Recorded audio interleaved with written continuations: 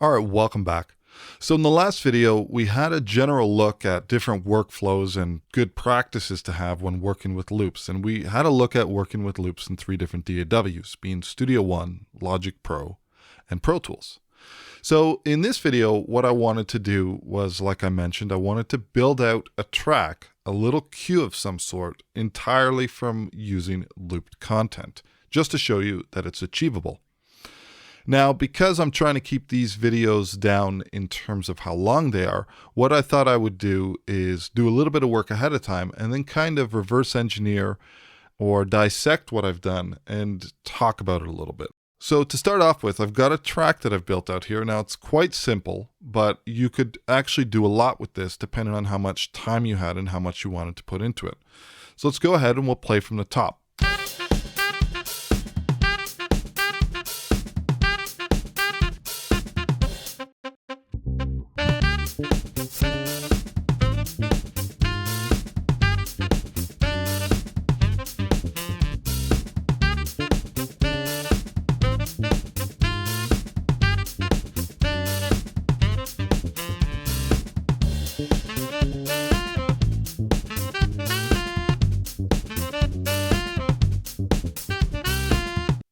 Okay, so this is a little rough around the edges right now in terms of it's not really mixed. I've done some basic gain staging and I've kind of put stuff in as placeholders. And this is the way that I like to work.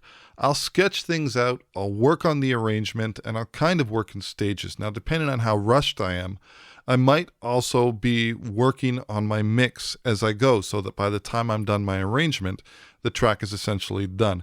But generally, this is something you can split up into 2 stages. But to start off with, let's talk about how I got to this point. Okay, well, the first thing I did is I said to myself, well, what do I want to do here? And I thought, you know what, it'd be cool to do some type of funk loop of some sort. So that's where the drums come into play over here. So let's solo out these drums and have a quick listen. Zoom in a little bit.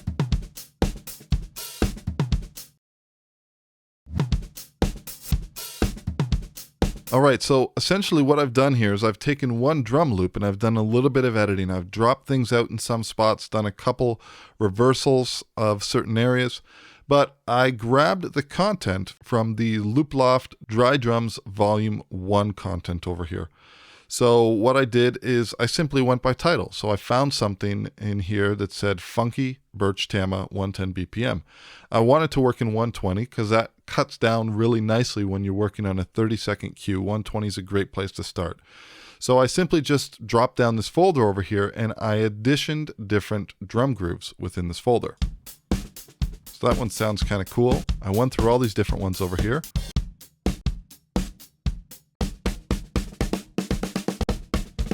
But what I ended up doing was I ended up settling on this one down here. Now, if I was really fleshing this out, what I would do is I would go and I would look for fills and other variations instead of just looping this out in its entirety. But I wanted to keep things short in terms of how long this video is. So that's what I've done. Now, the next thing that happened is after I had this and I basically looped this out so I had a nice section to work with. And then I put up some bass grooves against this. And what I ended up coming up with in terms of a bass groove was this section over here. And I ended up settling on 104_D minor and then the variation 15. So this is another Looploft pack that I found over here. And let me just scroll down to where it was. It was in the Fedora sessions and it was in the 104_D minor. So again, listened to all the different ones and chose the one that I found was most appropriate, and it ended up being this one over here. Lots of different variations.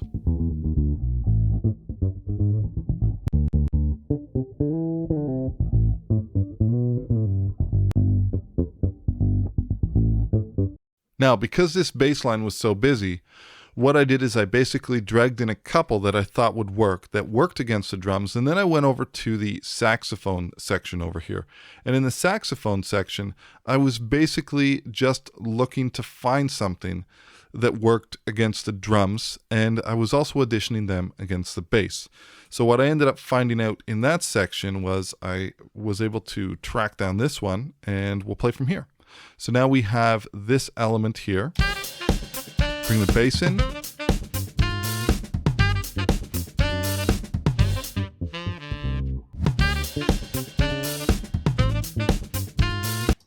Now, initially when I start dragging in content, I'll drag in the full loop, and then I'll kind of go back and start making some edits so things don't sound as repetitive. So I ended up with something like this. And we'll drag out our loop to here.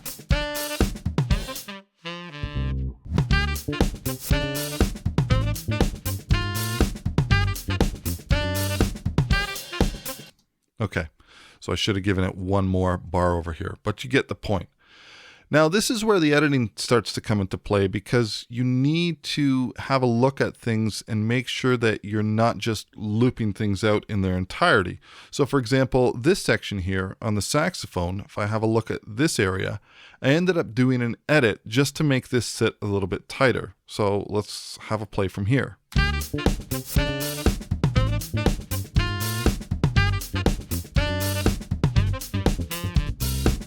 So I cut that off, but the original performance was actually this.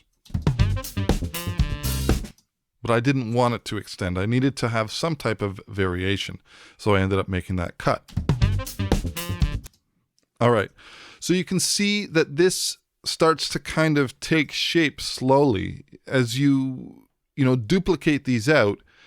Then you look for variations. You look for areas where you can change something. You look for areas where you can maybe drop out the beat. I look for areas where I have an opportunity to do some sound design and other elements. Now, I moved on to another section over here. We'll play from over here.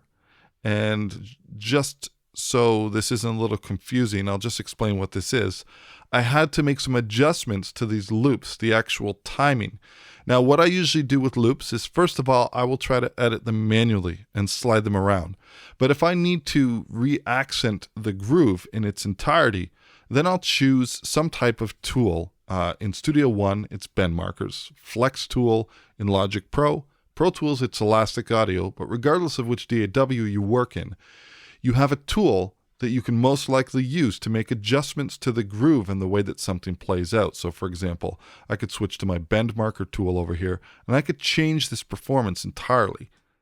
So if I was to play from here, solo this out, versus, and what I'm doing is I'm using the transients in the bass and kick, or the bass and the drum groove, to give myself some visual breadcrumbs of what I need to do to make these grooves fit a little better against each other. So again, that's just manual editing that's been done ahead of time. So let's go ahead and play from that section over here. I'm going to back up to bar 9. In fact, we'll put our grid mode back on and I'll play it out. Same groove, but I've changed the ending a little bit.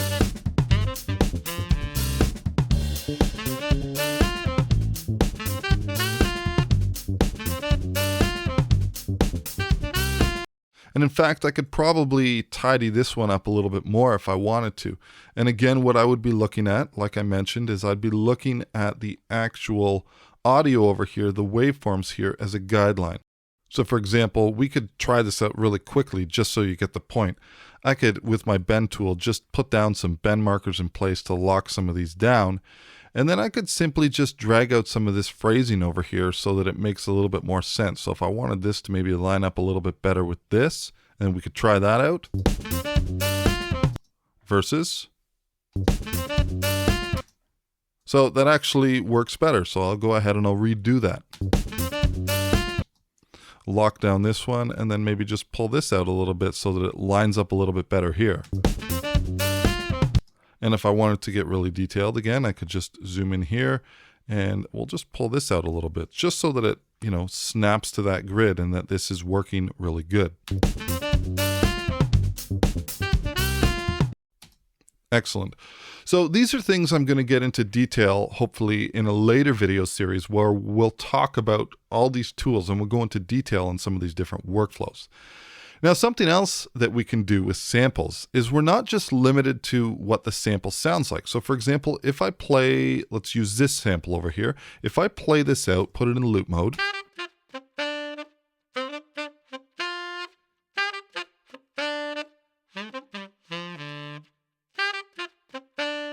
So it's a performance, and it's committed to that performance.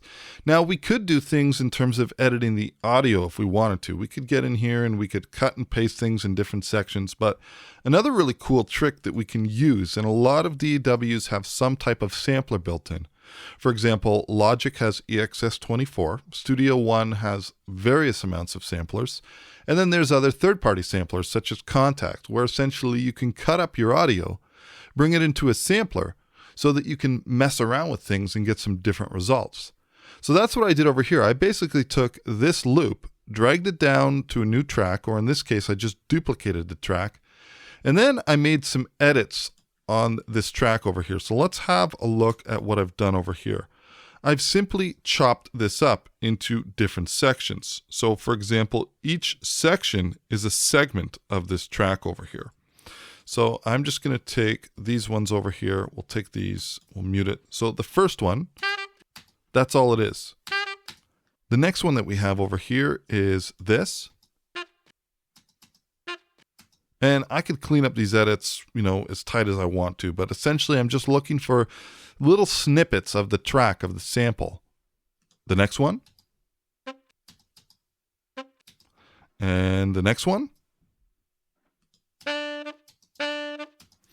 So now what happens here is in Studio One, we've got a really elegant solution that allows us to basically send these over instantly to a sampler. I right click, I choose audio, and then I can send to new sample one.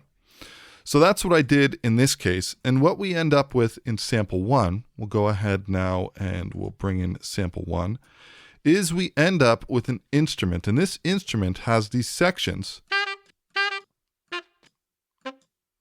You can see all these different samples, these snippets that we sent over. Now, I don't have a MIDI controller hooked up currently, but I do have a QWERTY keyboard controller. So what we'll do is we'll bring this in, we'll put this in record mode, and now you can hear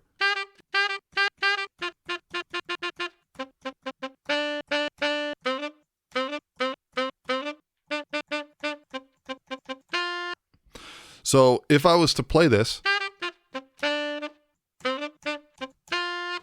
and I played every single key, it would essentially end up being the entire phrase. But now what we can do is we can essentially rehearse a new performance.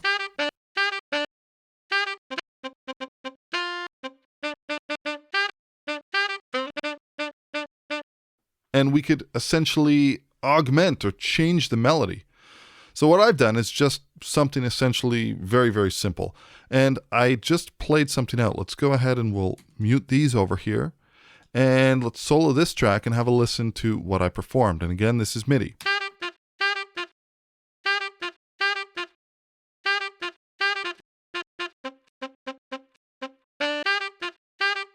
And it's got this really choppy feeling, but it's a real cool alternate to the melody. Let's put the drums in.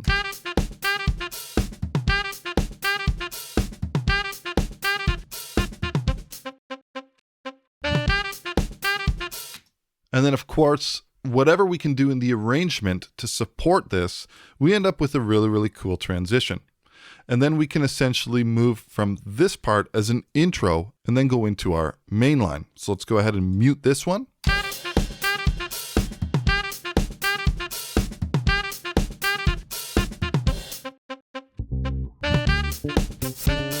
And then we're back into our main line.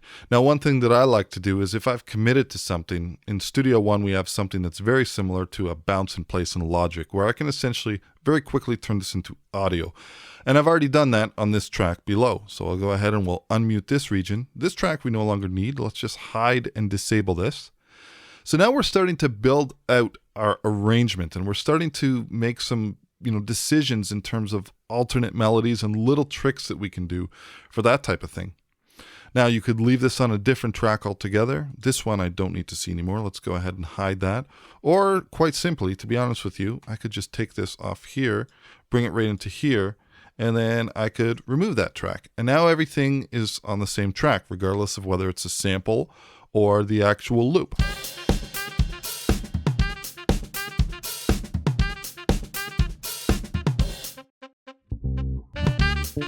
But one thing that we would want to do if we had them on the same track is we'd want to make sure that the volumes worked.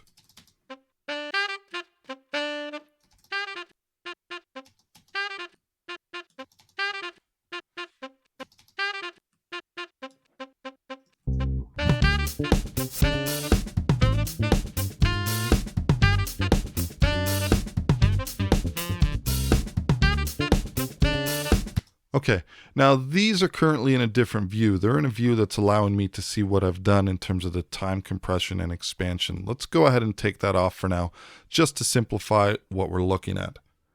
Now, the other thing we can do as well is, like I mentioned, we have certain areas that we can support the arrangement by dropping things out. So for instance, you'll notice that I've muted the bass entirely on this intro section, except for here, where I felt that coming in with a pickup and dropping out the drums supported the arrangement. And then some other things I can do, for instance, in this section over here, I've done some reverse stuff over here with the drums. And I've done it again over here. And this is something that you can just do just to add interest. But you know, to be honest with you, the best thing would be to go through all of our different variations of this drum loop and try to find things that work and help support the arrangement and offer a little bit of a different groove or something like that, or maybe grab some fills from the back end, just things that we can do to improve the arrangement. Now, lastly, we also have another option in terms of these sample packs, is that in addition to coming with all the different loops, these fantastic loops that we have over here.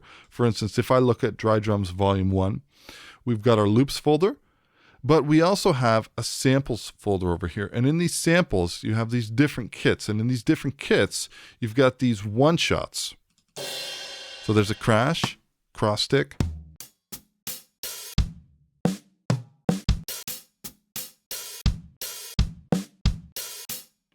now these are fantastic for using in productions, just in terms of dragging them in and dropping them manually right on the arrange window. So for example, that's what I've done here with this crash. Now, ideally, to my ears, this crash doesn't 100% suit this, but I can very easily swap this out. Depending on your DAW, lots of DAWs give you the option to replace your samples. So for instance, in Studio One, I can simply take this and drag it over top, and then I'm replacing the audio event. So now I've gone like this. I have to bring these guys down, but now I can very quickly leave the positioning where they were in the timeline, but replace with another sample. But in this case, I think we'll just stick with this for now. So all these little tricks we have in terms of editing the looped content, dropping things out, adding things like reversals, adding things like in Logic, if you work with Logic, they've got a fantastic tape stop effect where you can essentially, instead of creating a fade, your fade would actually become a slowdown effect, and you can adjust the ramp of it. All of these types of different editing techniques we can have really can add a huge aspect of adding some realism and some variation to your productions. And then of course it'd be very simple to just grab an electric guitar, pull up a decent amp sim, and lay something down on top of this, or maybe a counter melody, some rhythm guitar, maybe grab some VSTs, add some keys, add some organ, whatever you need to do to get this track to sound a little bit better, a little bit more full. But essentially the entire foundation of this track was developed using loops. So again, we'll play from the top one more time, but you can hear a very simple track that we've been able to put together 100% from looped content, a little bit of editing, and some creative work in terms of using our imagination, triggering some samples, altering the melody. But just to leave us off here, let's listen to this one more time.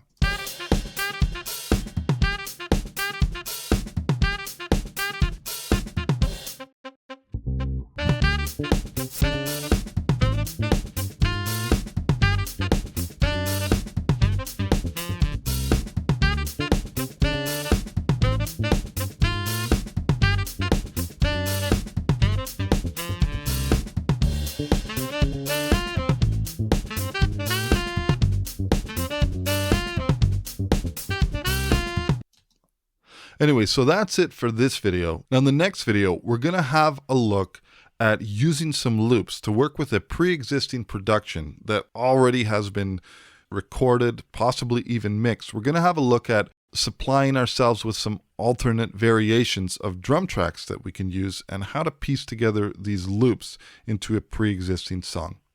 I hope you guys got something from this, and we'll catch you in the next one. Cheers.